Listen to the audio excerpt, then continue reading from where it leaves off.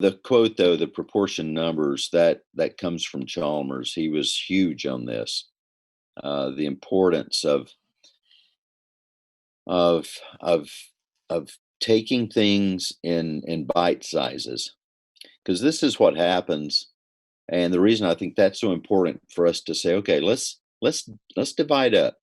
Let's don't we don't want anyone, back to the Thomas Peck quote, that's the very sentiment of Chalmers, and that is, the office of deacon is no small office. It's huge when you think about it.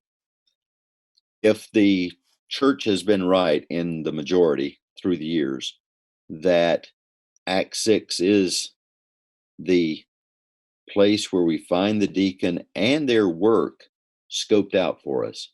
Remember the apostles, the spiritual descendants for the spiritual care of the congregation are the elders, but the descendants of the apostles in the physical care and concern of the church, the Acts 4 and Acts 5 setting, we forget sometimes what just came before Acts chapter 6. Mm-hmm.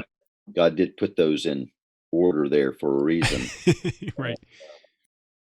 And we forget that the apostles were largely responsible for taking care of everything, the spiritual needs and the physical needs. And here comes this opportunity for God to give the church this wonderful office of deacon. And he says, okay, apostles, here's the deal. You're going to be responsible for the word and the sacrament and for praying, the spiritual means of grace. And that's where he stopped. And then these men, these 7 spiritually minded men, men of spiritual wisdom, are given everything else that pertain to the church.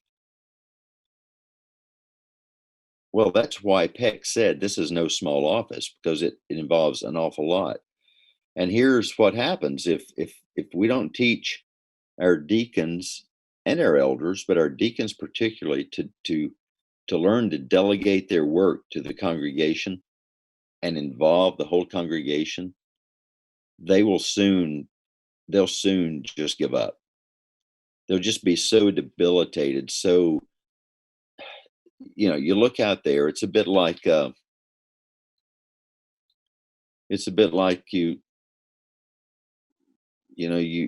look at that large tract of land and it's grown up with weeds, and boy, that could be beautiful. But I can never clean it up. Mm-hmm.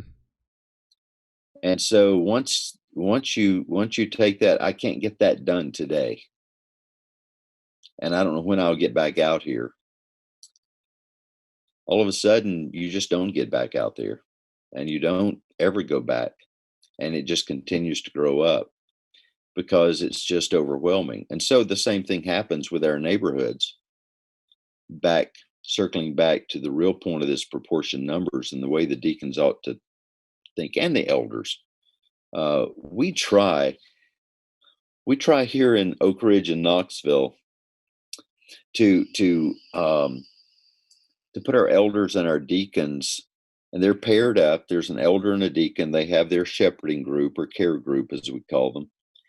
And we try to keep them in some geographical proximity to one another, but it's hard to do. I mean, we're a regional church here in Oak Ridge. We have people who come from, the last time I counted, 6 counties, 6 surrounding counties. Wow. I would, we're looking right now at doing a church plant, a daughter church plant with 4 other PCA churches in cooperation. And one of the reasons is because we would love to have a church in a certain location so that those people in those 3 or 4 counties that direction can just stop closer to home and have the opportunity to invite their neighbors and friends to come to church with them, knowing that they won't drive 30 minutes on beyond that point. They're just not going to. Um, Chalmers had it pretty easy. When he talked about a proportion number, he had a parish carved out in the city, and that was it. It was very specific.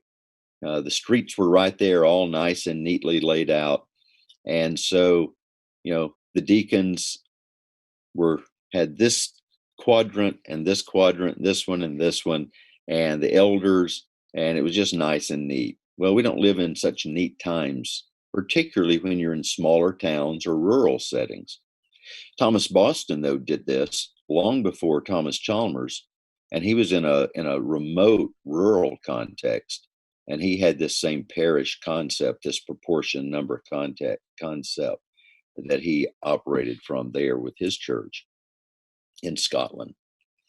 And so it's important because it keeps us focused. We can look at this small amount of work right here and see an end to that. We can see accomplishment. We can see a way forward on that.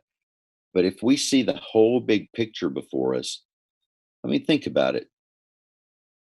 Most of us have churches in areas where we're the minority. You know, Christians are the minority, and we look and we say, Hmm. we can never reach this city. Right.